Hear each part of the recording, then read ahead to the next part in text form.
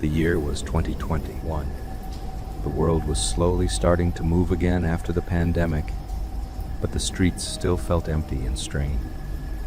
I was driving for Uber to earn extra money. My name is Karen Miller, and I usually worked late shifts. That night, the city felt like a ghost town. I was tired and hoping for one last trip so I could go home and sleep. The app made a loud noise, signaling a new request. The name on the screen was Monica. The pickup was at a local bowling alley about 5 minutes away. I followed the map to a large, dim parking lot. Most of the lights were out, but one street light was still working. Standing right under that light was a person who immediately caught my eye. She was incredibly beautiful. She had short, stylish auburn hair that glowed under the yellow light. She was wearing a short black dress with laces up the front and tall gladiator sandals that went up to her knee. She looked like she was dressed for a high-end party, not a quiet night in a parking lot. I rolled down my window and asked if she was Monica. She didn't say anything, but she nodded with a soft smile and sat in the back seat. The destination was far from the city center. As I drove, the bright lights of town faded away. We entered an area that felt completely abandoned. There were no streetlights here, just tall trees and empty lots. Eventually, the GPS told me to stop in front of a specific house. It was a terrifying place. The house was rotting, the paint was peeling off the walls, and the windows were boarded up with wood. The yard was a mess of tall weeds and trash. It looked like nobody had lived there for years. The passenger leaned forward. Her voice was smooth and very calm. She told me to let the meter keep running because she had to go inside for a moment. I watched her walk through the tall grass. She moved very gracefully. She opened the front door of that dark, scary house and went inside. I sat in my car with the doors locked. The silence was heavy. I kept checking my mirrors, feeling like someone was watching me. After a few minutes, I saw movement in a window on the second floor. The woman was standing there, looking down at me. She waved her hand, signaling for me to come inside the house. She told me to come in so she could give me the money for the ride. I felt a sharp knot of fear in my stomach. The house was pitch black and looked dangerous. I didn't want to leave the safety of my car. I shook my head and told her no. I told her I would stay right there and wait for her to come back out. She didn't argue. She disappeared from the window and came back out the front door a minute later. She got into the back seat and asked me to take her to the club district downtown. I drove back toward the city. I thought she might be meeting friends, but when we got to the club area, everything was dead. Because of the pandemic restrictions, the bars were closed and the neon signs were dark. There was no music and no people on the sidewalks. It was a very lonely sight. I pulled over to the side of the road and told her the ride was over. I checked the screen and told her the total was $17. She reached forward to hand me the cash. As she spoke to thank me, I finally realized the truth. The light from the dashboard hit her face, and I heard the deep, resonant tone of her voice. In that moment, I knew she was a ladyboy. She was so beautiful and elegant that I hadn't even suspected it during the entire trip. She opened the door and stepped out. She didn't look back. I watched her walk down a dark side street until she vanished into the shadows. I took a deep breath, trying to calm my heart. I reached for my phone to end the trip on the app, but something was wrong. The app had not updated. It still showed that I was supposed to pick up Monica at the bowling alley. I thought the app had frozen, so I tapped the call button to see what was happening. A woman answered immediately. She sounded very different from my passenger. Her voice was harsh, loud, and very angry. She told me her name was Monica. She said she had been standing outside the bowling alley with her briefcase for over 20 minutes. She asked me why I hadn't shown up yet. I looked at the empty back seat. Then I looked at the $17 in my hand. My skin crawled. I realized I had picked up the wrong person. I had driven a total stranger to a dark, abandoned house and sat there while they watched me from an upstairs window. I didn't know who the person in the black dress was or why they wanted me to come inside that house. I realized how lucky I was that I stayed in the car. I realized then that because I was so tired, I had made a massive mistake. I hadn't asked for any verification and had completely skipped the OTP part in my hurry to start the trip. I drove home as fast as I could, constantly looking in my rearview mirror, wondering who had really been sitting behind me. This incident happened to my best friend about 3 years ago.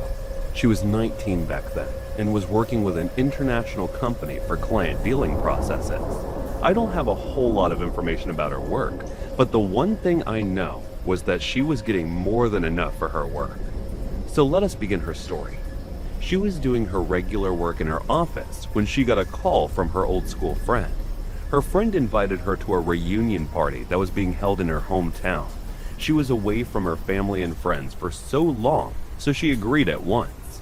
She booked a ticket, and the next day, she prepared everything to leave for her hometown. She took her luggage and booked an Uber for the airport. Her cab was about to arrive in the next 7 minutes, so she waited there until the cab arrived. She went to the cab and shared the OTP to confirm her ride. Later, she loaded her luggage inside the car and jumped in. The driver was wearing a mask and only half of his face was visible to her. Even then, his face looked a little creepy and he had a huge scar on his face from his right eye to his forehead. It looked like someone cut through his whole face with a sharp object. She was getting some strange vibes, but she had no time to think about such things, so she asked him to move on. He started the car and moved ahead. During the whole trip, he didn't say anything to her, and neither did she. After driving for continuous 40 minutes, she finally reached the airport, and here came the twist. She paid for her trip and tried to get out of the car, but before she could do anything, several cops came running and surrounded the car while pointing the gun toward her and the driver. She couldn't understand anything. The cops were continuously shouting to get out of the car. She hadn't done anything wrong, so she had no worries, but even then, she had a horrifying expression on her face. She put her hand behind her neck and got out of the car. The cops surrounded her and took a few steps away from the car while pointing the gun at my friend's chest. She was so scared, but continuously screaming that she had done nothing and was innocent. The driver also faced the same action as her and was taken just beside her. The cops asked him to remove his mask, and this was the first time she saw his face. His face was creepy even more than when she saw him with the mask. He was continuously staring at my best friend with his dangerous eyes. She turned her face and stood right there. The cops began searching the car and took her luggage out of the car. They searched every corner of the car, and just beside my friend's luggage, they found a small bag that was not her belongings. Later, they opened each of her luggages and checked it as well. She was watching all her belongings being thrown in the dust, but there was nothing she could have done right then. Also, this was their duty, and they were bound to do all this. She let them do what they were doing and remained standing there just beside them. They checked all her luggage, but found nothing suspicious there. But at last, it was the turn of the small bag which was not hers. So she was completely out of worries as she thought that the bag belonged to the cab driver. The cops opened the bag and found some white packets there. She started thinking what that could have been. Soon she was surprised to hear that the package which they got from the small bag was drugs. She had no idea that the cab driver was that kind of person, but she believed it, as his face was already too creepy to prove him a subject in this matter. The cops pulled their guns and pointed toward them. She was in fear, so she screamed that it was not her belongings, but the cab driver might be the one behind all this. But he completely rejected this fact and blamed my friend for everything. He also told the cops that the bag was not his belongings, but she had taken that bag along with his other entire luggage. He tried to act like an innocent who didn't even know the meaning of drugs. She kept on shouting that she was innocent, but the cops took both of them into their custody, as both of them were the suspects and both of them were blaming each other. So the cops took them for interrogation. My friend, who was going to a party celebration with her friend, ended up behind the bars. She was totally confused and horrified because she knew about the police torture. She kept on telling them that she was innocent, but none of them listened. They even took their phones and ID cards so that she couldn't contact anyone.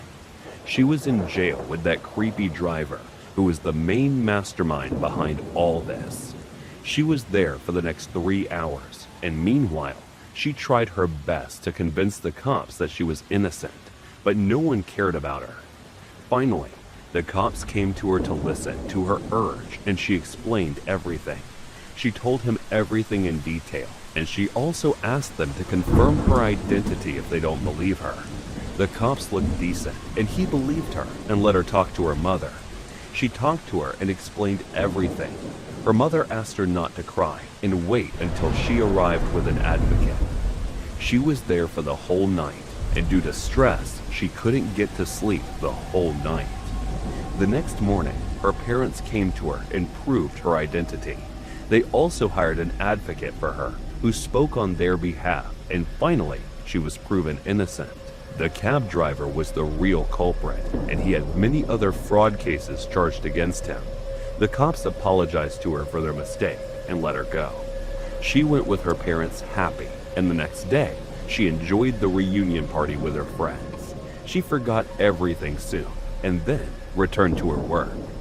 I am her colleague, and after returning from her hometown, she told me everything she experienced. Now she is married and left this country with her husband. It had been so long since she contacted me, and she even changed her contact number. I thought of sharing this story today because this was the same day when she told me this story. I have spent the majority of my life living in Utah, with the exception of a few years spent in Wyoming. For the past couple of years, I have worked as an Uber Eats driver throughout the Utah area. The events I am about to describe took place only about 5 days ago. I had just finished up a long shift of delivering food and was catching up with my mother over the phone.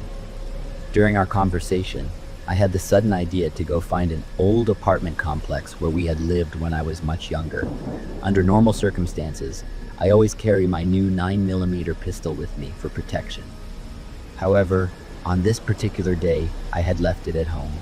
I decided to drive back to my house first to pick it up. I did not want to find myself in a bad situation without any form of defense.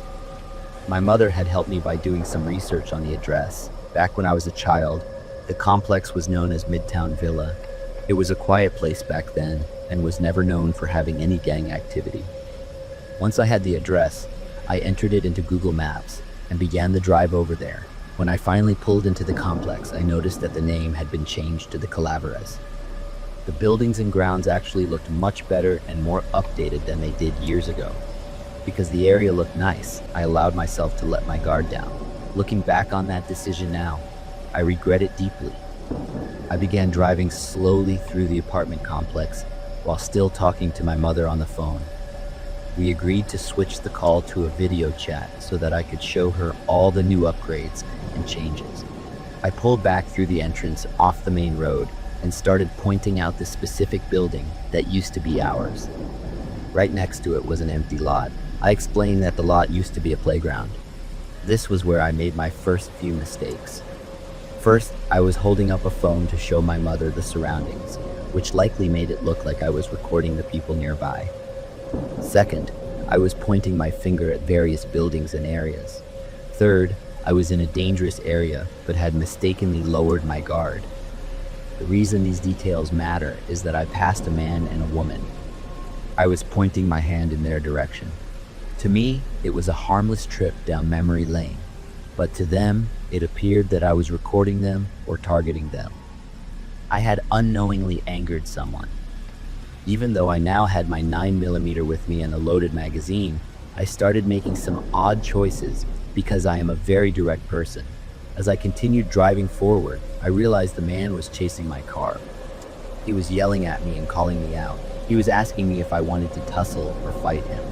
He continued running toward my car and started taking photos of my vehicle and my license plate. Suddenly, I realized I needed to move. I sped up and made up my mind to get out of there immediately.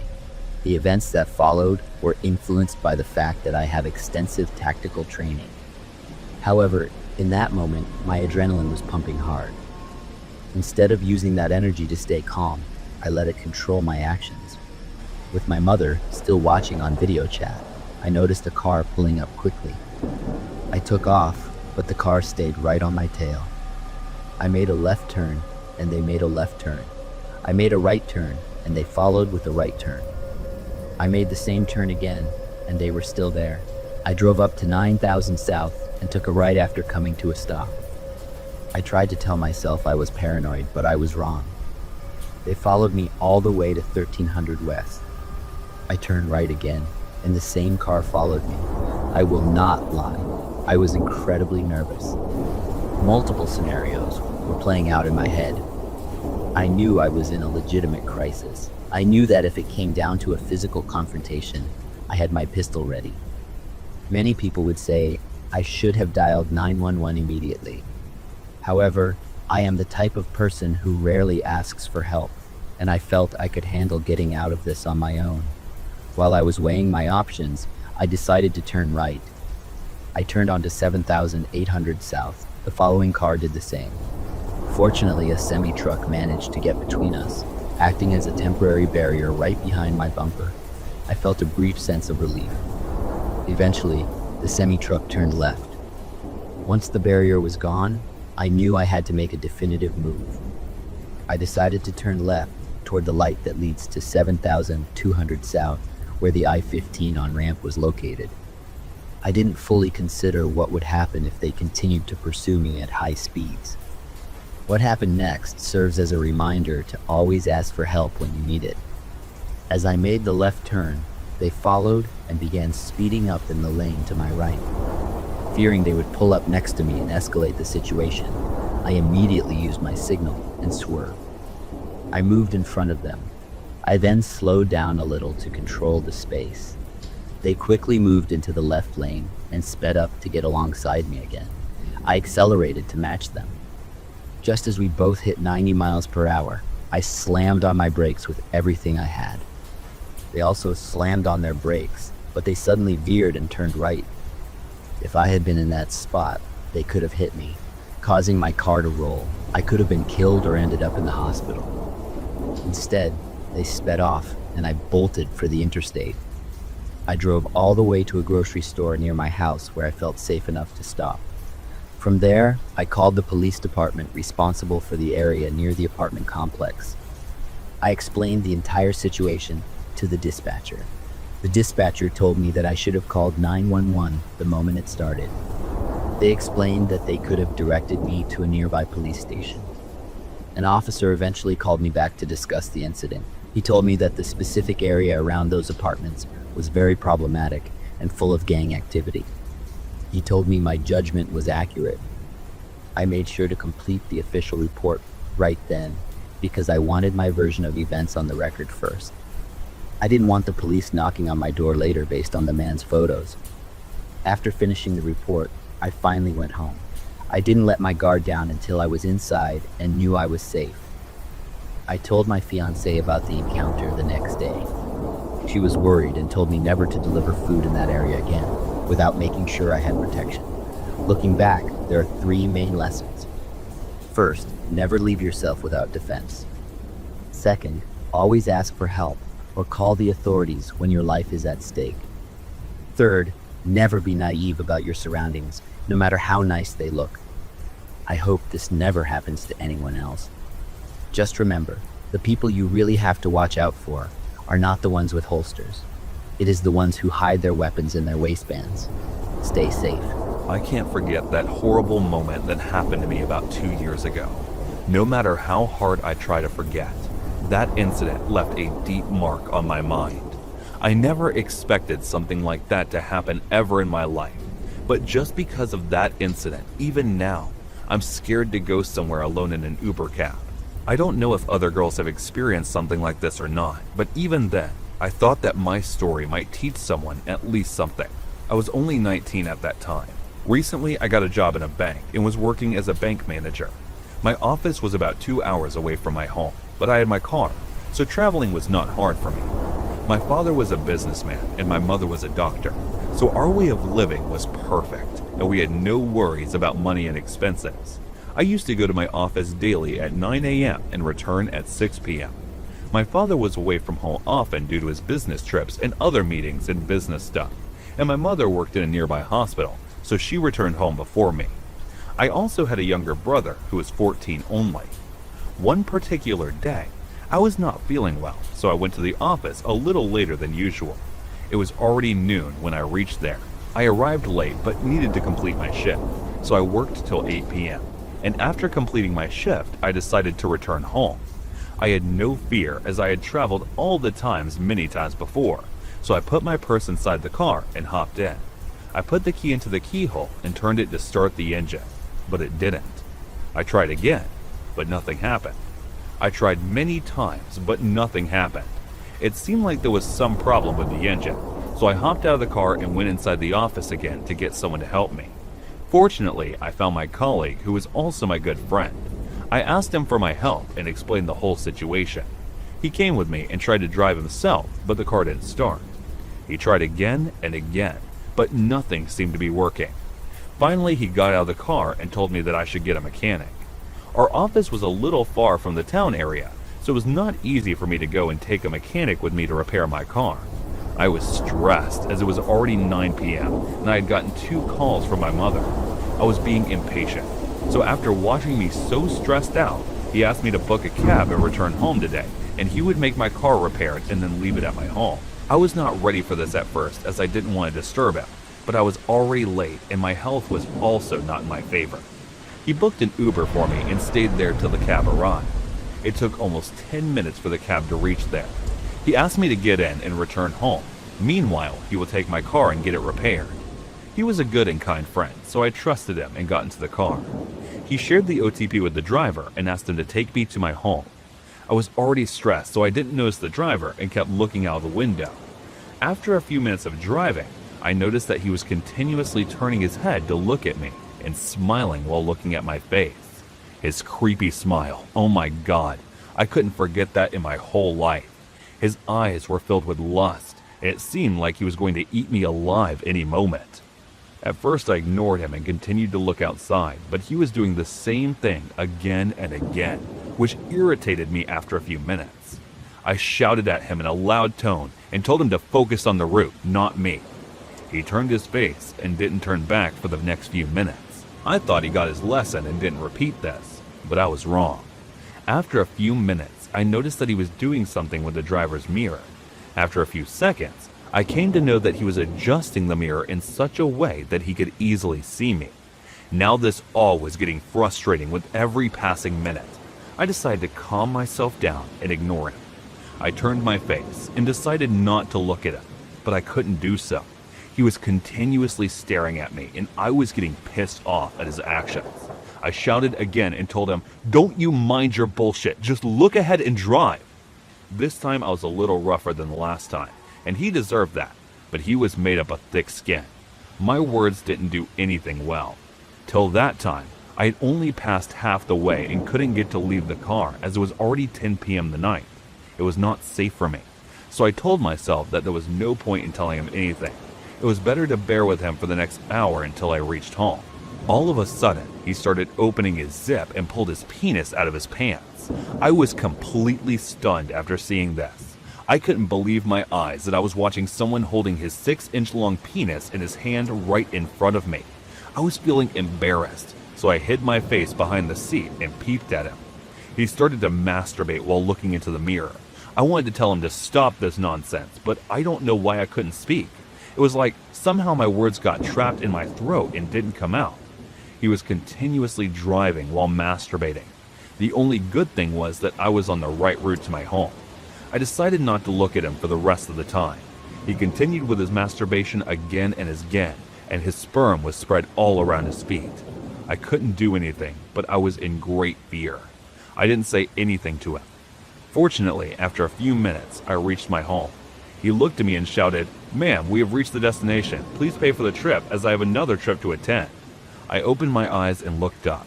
The driver was looking at me and I was in front of my home.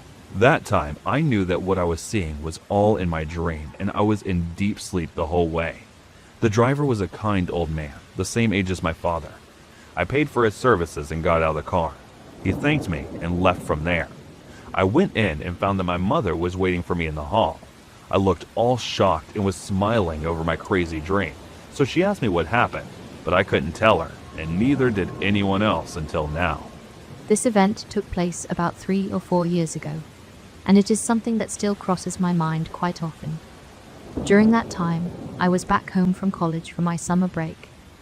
My parents and sister had traveled out of town for a dance competition, which left me responsible for watching the house and looking after our dogs, while the rest of the family was away. It was a weekend night, likely a Friday or Saturday, and I had invited a few friends over. We spent the evening hanging out and drinking before we planned to head to a local bar. We were having such a good time catching up that we lost track of the clock, eventually deciding to leave for the bar around 11:15 p.m. One of my friends, who lived only a 5-minute walk away, suddenly realized he had left his entire wallet and eyed at his house. He decided to run ahead to grab it, while my other friend and I stayed behind for a moment to tidy up. We grabbed a final drink for the walk and started heading toward the other friend's house, where we intended to meet and call an Uber. To provide some context, my parents live in a quiet residential neighborhood just on the outskirts of the city. The area is mostly inhabited by families and elderly couples, so it is usually very peaceful. As my friend and I began our walk, we noticed a man walking a German Shepherd a short distance behind us. He was heading in the same direction we were. We both found it a bit odd that someone would be out walking a dog so close to midnight on a weekend, but we tried to ignore it and kept walking. We were 21 at the time, carrying our drinks and talking, trying to enjoy the night. However, as we got closer to our destination, my friend leaned in and whispered his concern that the man behind us was actually gaining ground and getting closer. I took a nervous look over my shoulder, but told him he was wrong, mostly because I didn't want us to panic. I looked back at my friend, but he glanced back again and shouted in fear, confirming that the man was indeed closing in. Right as he said that, I looked back and saw the man and his dog break into a full-on sprint toward us. Terrified, we dropped our cups and started running as fast as we could. When we reached my friend's house, we scrambled up the driveway to the side door, but to our horror, it was locked. We began banging on the door desperately, certain that the man and the dog were about to attack us. Instead of attacking, the man and his dog stopped at the end of the driveway and simply stared at us. My friend yelled out, demanding to know what he wanted and why he had chased us. Now that we had a better look, we could see he was an older man. In a scruffy, rough voice, he told us that we were trespassing. We both shouted back immediately, explaining that this was our friend's home, and we were just waiting for him to come outside. I was struggling to catch my breath, but managed to ask him if he was supposed to be the neighborhood watch. He simply confirmed that he was. My family has lived in that same house for my entire life, and I had never heard a single mention of a neighborhood watch, especially not one that patrolled the streets at midnight with a dog. After that brief exchange, the man and his dog turned around and walked away. There was a large brick wall bordering the driveway that blocked our view once they moved past it. Almost immediately after they vanished, my friend finally stepped out of the house with his wallet. He told us to be quiet because his parents were sleeping and asked what all the shouting was about. Our Uber pulled up at that exact moment. As I ran toward the car, at the end of the driveway, I looked down the street in the direction the man had gone, but I saw absolutely nothing. I asked the Uber driver if he had passed a man walking a German Shepherd on his way in. The driver told us that he hadn't seen anyone at all, even though he had just come from the exact direction the man had walked. I have never seen that man or his dog again, and the memory of that night still haunts me. I should probably begin by making it absolutely clear that I am not one of those paranormal-obsessed ghost-hunting loons who thinks every speck of dust in a photo is an orb. If I tell you that one of my favorite television programs is Penn and Teller's Bees, The show where they spend 40 minutes debunking nonsense conspiracy theories and fake psychics, then you probably have a very good idea of the kind of person I am. For the vast majority of my adult life, I moved through the world firmly believing that science and logic could account for every single occurrence in the universe. I believed the only restrictions on our understanding were the temporary limits of human knowledge. That was my worldview until something happened to me that I genuinely cannot explain through any conventional means. No matter how hard I have tried to rationalize it, I have never been able to come up with a legitimate, logical explanation for that night. The entire event freaked me out to such an extreme degree that it triggered a sort of hyperfixation in me that lasted for several months. I became so obsessed with finding an answer that even my most rational, skeptic friends started to worry that I was actually losing my mind. But I know for a fact that I haven't lost my mind. It really happened. Regardless of how many people try to tell me that it was just a trick of the light or my mind playing games due to exhaustion, I know exactly what I saw. It was an experience that effectively put the fear of God into me. To set the scene, we have to go back to the early spring of 2017. In the Northeast, that is the time of year when the sun still sets quite early and the air carries a lingering, sharp chill.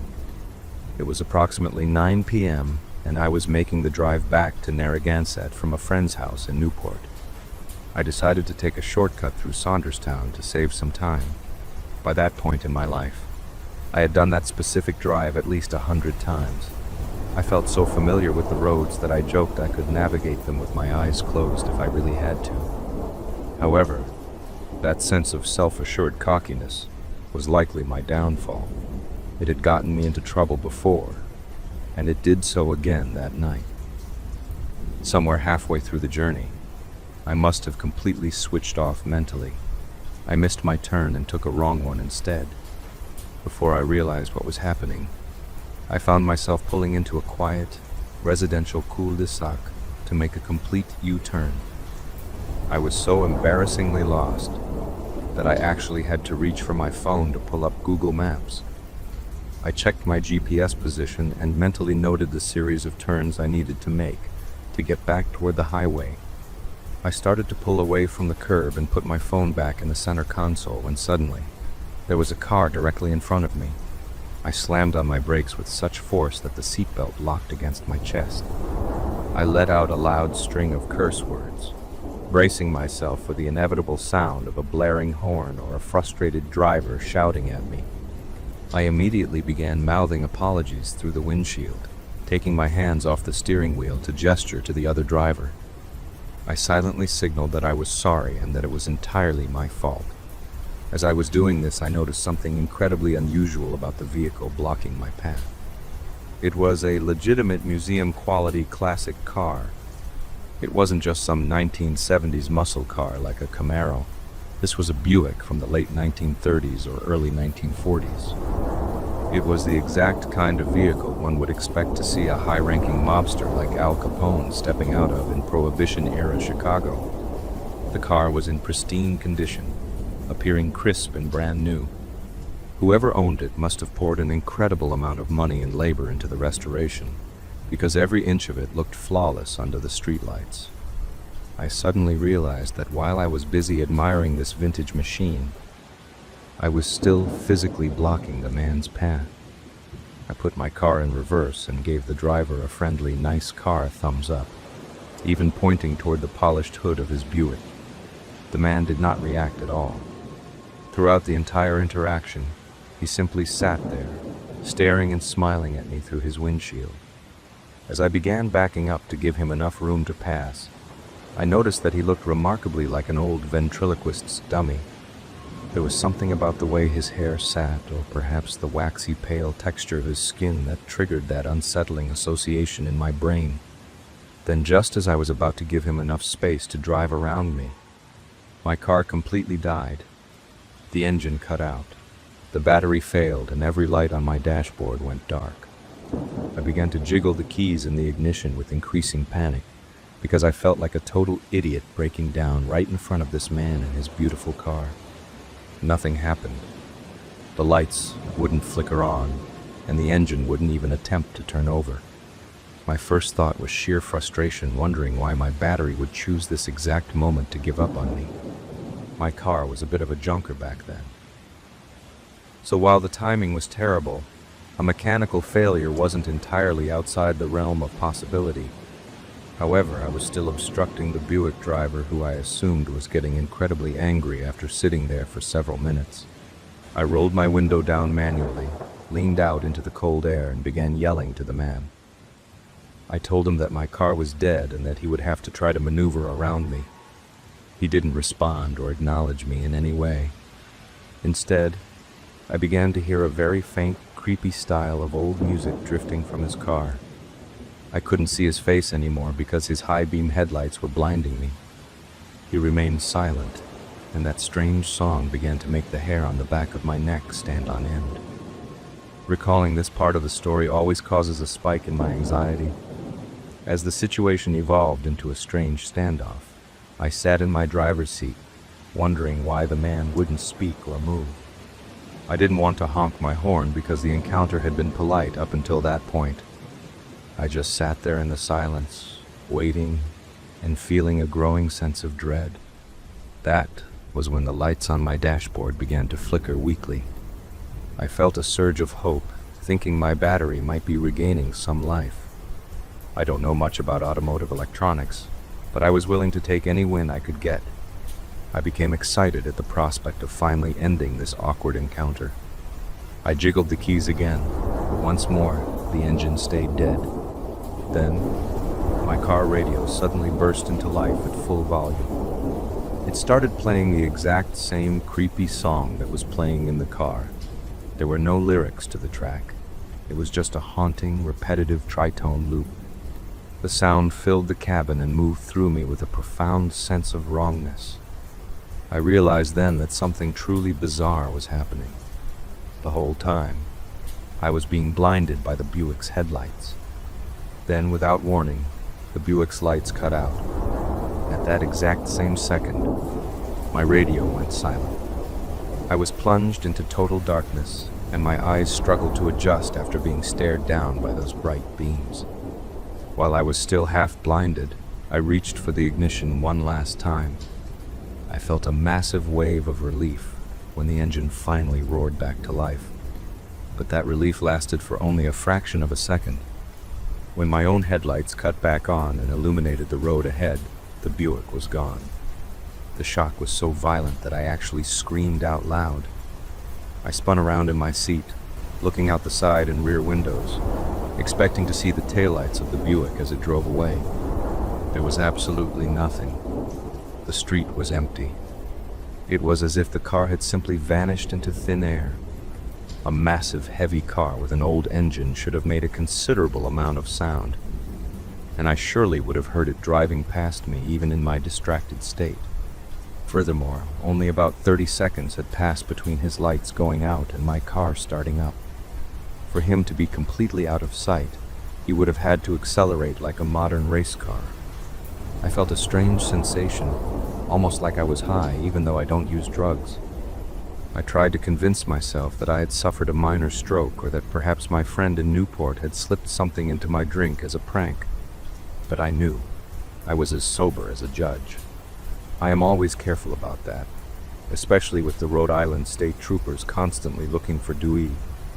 Because I could find no logical way to explain the event, I fell into that hyperfixation I mentioned earlier. I went back to that specific cul-de-sac multiple times to look for tire marks or hidden driveways. I researched classic car owners in the area and spent hours reading medical journals about blackouts and time loss. I became convinced for a while that I had a condition called syncope, where the heart fails to pump enough oxygen to the brain. It seemed like a serious possibility, so I paid for a full medical checkup. The doctor listened to my heart, checked my blood pressure, and told me I was perfectly healthy. He suggested the episode might have been caused by stress, but I hadn't been feeling particularly stressed at the time. I even ventured into the darker corners of the internet, reading about UFO encounters and missing time. but I eventually realized I was going too far down a rabbit hole. However, I did have one interesting lead during my search for the classic car. I found a man in Middletown who had been trying to sell a 1937 Buick Special for several years. The car was currently a total wreck, but he hoped a collector would want to restore it. I pretended to be a buyer just so I could see it. His son sent me some photos of the rusted out vehicle. I cannot say for certain that it was the exact same model I saw in the cul-de-sac, but the resemblance was haunting. It is technically impossible for it to be the same car, given the one I saw was in mint condition while this one was a shell of rusted metal. Most people I tell this to suggest the car might have been involved in some past tragedy like a hit and run or a murder. The truth is, the seller didn't know the history. He said his father had purchased the Buick at a police auction and died before he could ever start the restoration. Whatever secrets the car held were buried with his father. I realize I have talked about this for quite a while now. I know that I sound like a fruitcake trying to explain these events. I will leave it to you to decide what happened that night. All I ask is that you don't tell me it was a ghost car. I have heard that for years and I am tired of it. Besides, if I truly believed in ghosts, it would terrify me to know I was that close to one and only barely escaped the encounter.